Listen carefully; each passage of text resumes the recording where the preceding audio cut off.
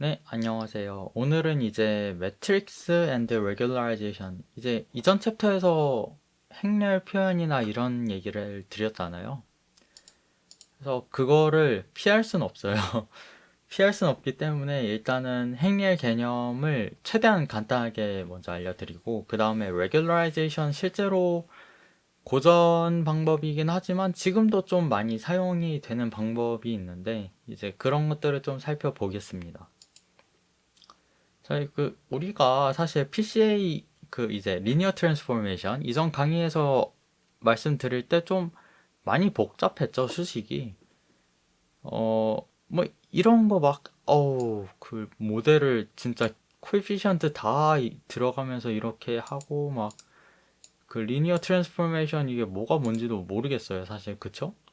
이게 뭐 쉽게 표현할 수 있는 방법이 이제 행렬을 쓰는 건데 이제 계산량은 동일해요. 계산량은 똑같지만 이제 우리가 논문을 읽거나 어떤 레귤라이제이션 방법을 이제 보고 그럴 때는 매트릭스를 사용한 방법을 쓰면 좀 훨씬 보기 편하거든요. 그냥 빨리 읽을 수 있어요. 그래서 그런 의미에서 좀 이제 네, 뭐 행렬 그쳐 쓰면 되죠. 이 뭐 굳이 이렇게 뭔가 부끄럽네요. 이렇게 뭐 대단한 것처럼 말을. 테이블 있잖아요. 이 테이블. 이거를 이렇게 나타내면 돼요. 정말 쉽죠. 뭐 각 요소 인덱스를 어떻게 재냐면 이제 여기 위가 맨 윗열이 첫 번째 이제 그 행이라고 보시면 돼요. 이게 행이고 이게 열이거든요. 그래서 행렬이잖아요. 그래서 행렬 순서대로 이제 인덱스를 맞춰요. 인덱스라고 하면 이제 0부터 시작해서 0, 맨 첫 번째 0,0이라는 행과 열이 0인 포인트. 여기에 데이터가 뭐 몇 개든 들어갈 수 있어요. 이제 뭐, 죄송합니다. 이거는 인덱스예요. 인덱스이기 때문에 이제 2차원 행렬일 때는 이제 인덱스를 표현할 때 두 개의 값이 필요하잖아요. 그래서 이렇게 지칭을 하는 겁니다. 이제 행렬이 각각 이제 행은 4개가 있고 열은 3개가 있잖아요. 그러면 이런 식으로 표현할 수 있어요. 크기를, 이 행렬의 어떤 크기를 아니면 차원을 명시할 때. 아니면 4x3라고 해도 돼요. 이제 4x3 이게 똑같거든요. 이 R이라는 거는 그 이제 실수 공간을 얘기해요. 그러니까 여기에 들어있는 값이 뭐 무리수도 될 수 있고 유리수도 될 수 있고 라는 말을 얘기하거든요. 뭐 허수는 안 돼요. 그래서 real number의 이제 그 줄임말이거든요. 그래서 여기 보시면 사실 가가가 나나나 다다다라라 이렇게 학생 이름이 나와 있긴 한데 이거는 이제 R 스페이스라는 그 이제 실수 공간이라는 거에 해당은 안 되기 때문에 사실은 이걸 쓸 수는 없는데 그냥 이제 우리가 테이블이랑 그 스페이스 상에 매핑한 거랑 이제 왔다 갔다 한 적이 있었잖아요. 왜 행렬이 중요한지 아시겠죠? 네, 그렇게 왔다 갔다 보기 편하게 만들려고 한 겁니다. 그래서 행렬 연산 같은 경우는 뭐, 간단하게만 언급 드릴게요. 이건 어디서나 사실 저보다 훨씬 정확하게 나와 있는 것도 있기 때문에, 뭐, 이제 A랑 B라는 행렬을 더하고, 뭐, 각 요소를 더하면 돼요. 뭐, 뺄 때는 각 요소를 빼면 되고요, 각각. 그리고 엘리멘트 와이즈 멀티플리케이션. 이거는 사실 중요한데 왜 안 다루는지 모르겠어요. 이거 뭐냐면, 이거를 곱한 거예요, 그냥. 곱한 건데, 생각보다 이 키워드를 찾는 게 어렵거든요. 하다와드 프로덕트나 엘리멘트 와이즈 멀티플리케이션 이런 거는 키워드를 못 찾으면 사실은 저도 요소 뭐 한국어로는 요소 곱인데 키워드를 못 찾으면 정확하게 안 알려주더라고요.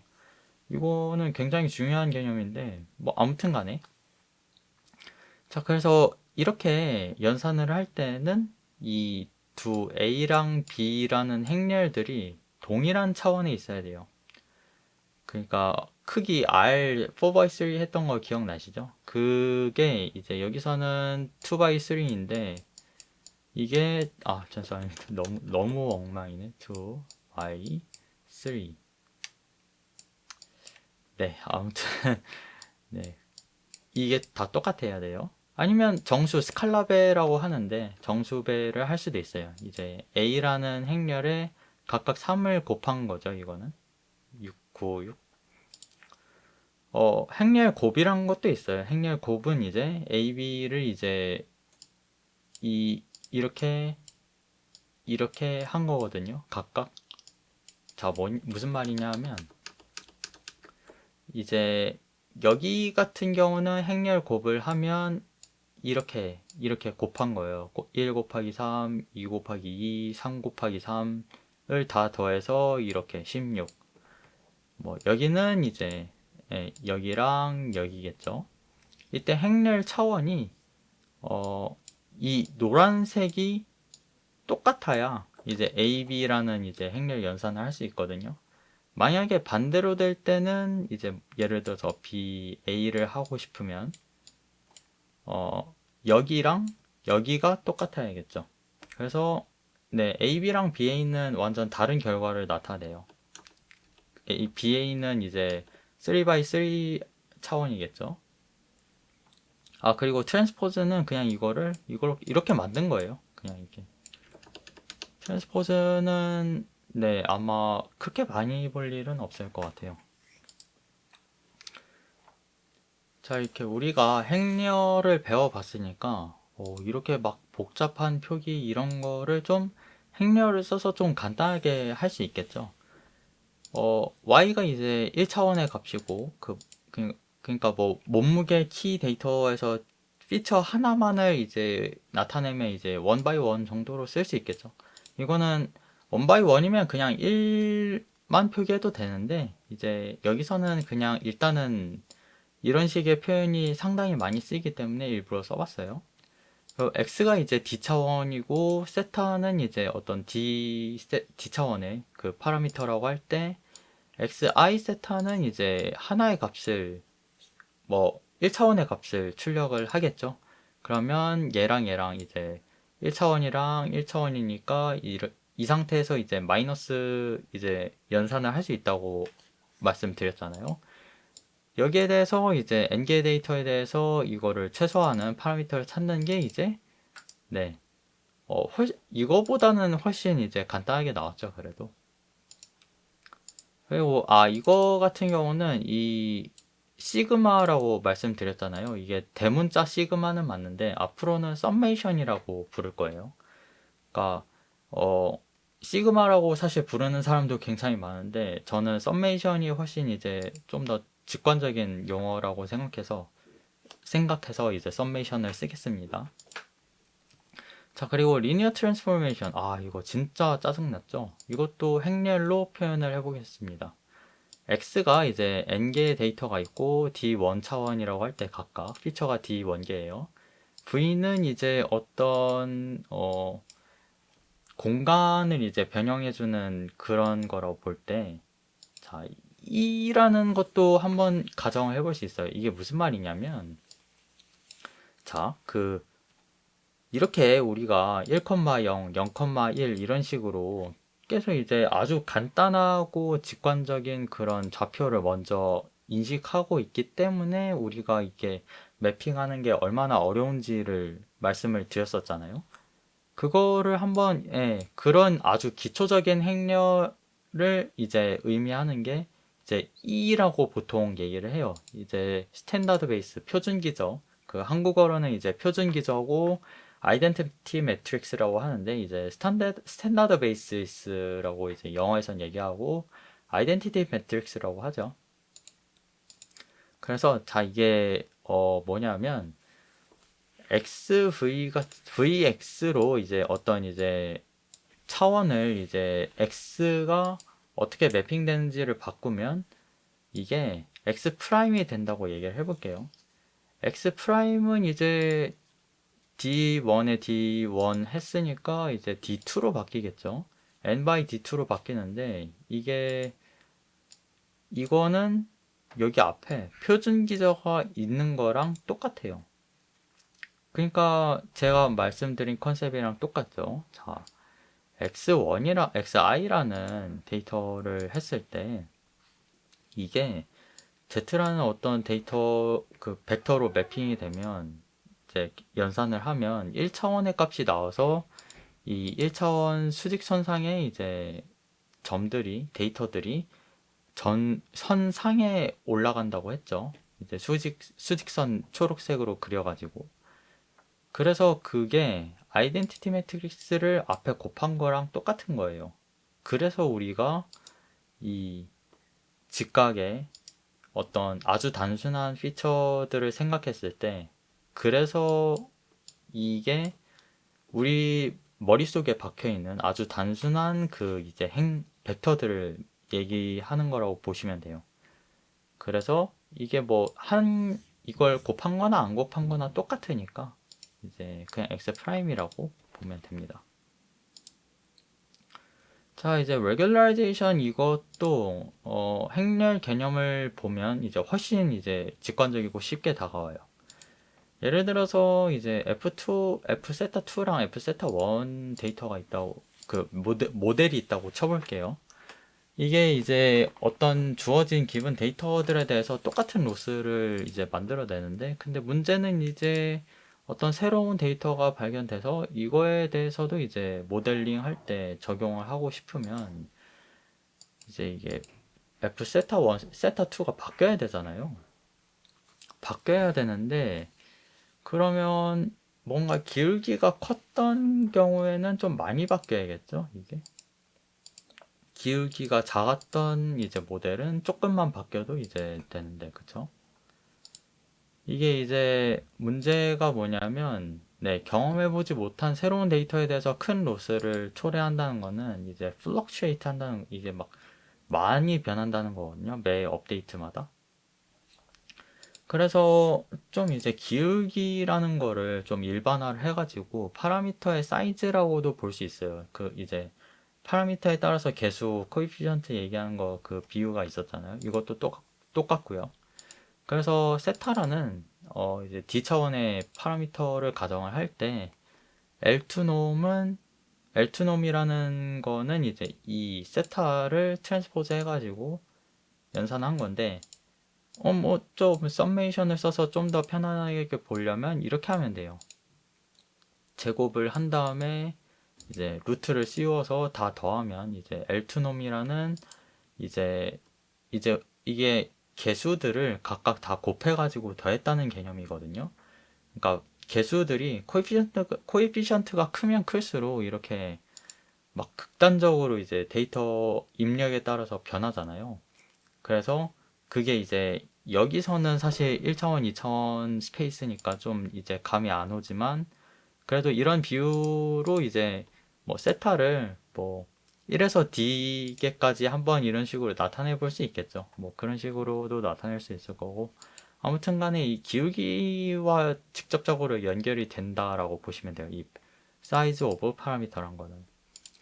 그 외에 뭐 L1 norm, 뭐 맥시멈 norm 같이 이제 세타 중에서 가장 크기가 큰 거를 이제 하나 골랐을 때 이제 이거 1차원이에요. 출력값은. 이것도 뭐 1차원의 출력값이에요. 이렇게 해서 L2놈을 구했으면 이 L2놈을 이제 로스 펑션에 결합할 수 있어요. 기존의 로스 펑션은 이제 그냥 단순히 y를 잘 맞추면 됐는데 이거를 어떤 람다라고 하는 하이퍼 파라미터는 이제 사람들이 이제 좀 그냥 어느 정도로 이 L2놈이란 값을 그러니까 파라미터가 커지면 커질수록 더 이제 로스 이 수식이 커지잖아요. 그러면 이거를 이제 줄이면 미니마이즈 하는 파라미터를 찾는 게 목표가 되는데 그 파라미터는 또 L2놈이 커지면 안 되죠. 근데 이게 무작정 이제 그냥 L2놈을 크게 하는 게 아니라 그냥 앞에 뭐한 0.1, 0.001 이런 식으로 보시면 나와 있죠. 이 람다가 1000일 때, 100일 때, 1일 때, 0.001일 때 뭐 이렇게 나와 있죠. 이런 식으로 람다라는 그 값을 조절을 할 수 있는데 이거를 유추하는 게 현대 딥러닝에서도 사실은 이제 하이퍼 파라미터라고 하는 거는 그냥 이제 실험을 막 엄청 많이 돌려봐요. 엄청 많이 돌려봐서 이 하이퍼 파라미터가 딱 좋은데 하는 게 네, 그게 바로 하이퍼 파라미터입니다. 그러니까 파라미터는 우리가 학습에 의해서 막 바뀌었잖아요. 그게 아니라 하이퍼 파라미터는 사람이 그냥 여러 번의 실험 삽질로 결정하는 값입니다. 네. 그래서 엠피리컬리라고 하면 그냥 이렇게 실험 노가다를 했다고 보시면 됩니다. 그 얘기입니다.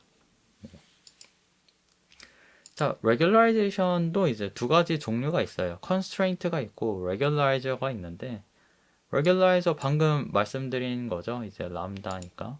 이게 이제 사실은 얘가 최소화해야 되는 목표가 두 가지가 생긴 거예요. 하나는 실제 y 값과 정답과 그렇게 차이가 많이 나면 안 된다. 플러스 파라미터 L2 놈 자체도 커지면 안 된다. 그래서 멀티태스크가 되는 거죠. 그래서 이거는 실제로 논문에서 굉장히 많이 쓰이는 표현이에요. 그리고 이런 식으로 있을 때 이게 멀티태스크 로스구나 하는 거를 캐치를 바로 해야 돼요. 그 논문 실제 리딩 레벨까지 들어가면.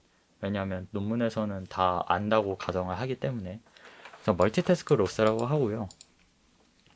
위에 같은 경우는 얘가 지켜야 하는 어떤 바운더리를 정해버리는 거예요.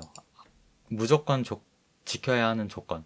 이거는 서브젝트 2라고 이제 말을 하거든요. 이 L2놈 한 개 어떤 특정 입실론이라는 뭐 이것도 하이퍼 파라미터입니다. 입실론이라는 사람이 정해주는 값을 넘어가면 안 된다. 대신 뭐 로스를 그 조건 안에서라면 로스를 최소화해라. 뭐 그런 건데. 자, 이제 어떤 의미인지 좀 시각화를 할 수 있어요. 자, 봅시다. 세타 1, 세타 2라는 어떤 추상적인 파라미터를 한번 가정을 해볼게요. 공간을 이제 2차원으로 바꾼 거예요. constraint는 이게 L2놈은 뭐 값이 두 개니까 이런 제곱한 거에 제곱근으로 바꿀 수 있겠죠. 이거는 이제 자연스럽게 원의 방정식이 되는데 한번 원의 방정식 궁금하신 분들 계시면 한번 찾아보세요. 그래서 이 안에 있는 영역은 다 괜찮은 거예요. 왜냐하면 입실론 미만이니까. 그런데 입실론 미만이면서 로스도 줄이는 값이면 이 스타를 제가 찍었죠. 여기에 해당되는 값이 오로지 이 컨스트레인트를 지키는 조건이 되겠죠. 자, 반대로 레귤라이저는 무슨 말이냐면 앞서서 이거를 더 더해야 된다 그랬잖아요. 그러면 얘가 세타 1이든 세타 2든 커지면 커질수록 이 원이 뭐 이렇게 커진다고 보면 되는데 그만큼 이제 로스가 커지는 거죠. 세타 1이나 세타 2가 커지면 커질수록.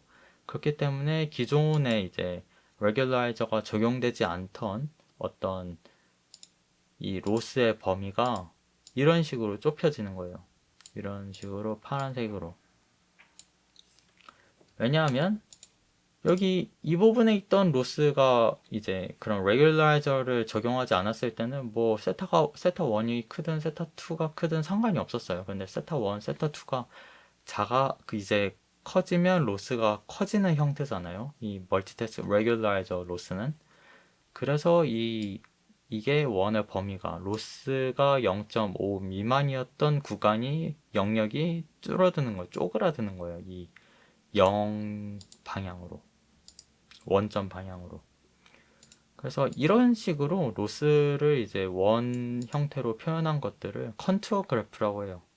컨투어 그래프, 등고선 그래프인데 컨투어 그래프는 굉장히 중요한 개념이기 때문에 한번 잘 기억해 두시면 좋겠고요. 오늘은 이제 그 레귤라이저를 저도 시각화를 하거나 최대한 간단하게 설명드리기 위해서 좀 필연치 않게 매트릭스 개념을 넣었는데 이런 식으로 반드시 이제 직관적인 이해에 필요한 거는 제가 다 개념을 말씀을 드릴 거예요. 그래서 오늘도 좀 어려웠던 것 같은데, 네, 질문 있으시면 언제든 메일이나 댓글 주시면 감사하겠습니다. 고생하셨습니다.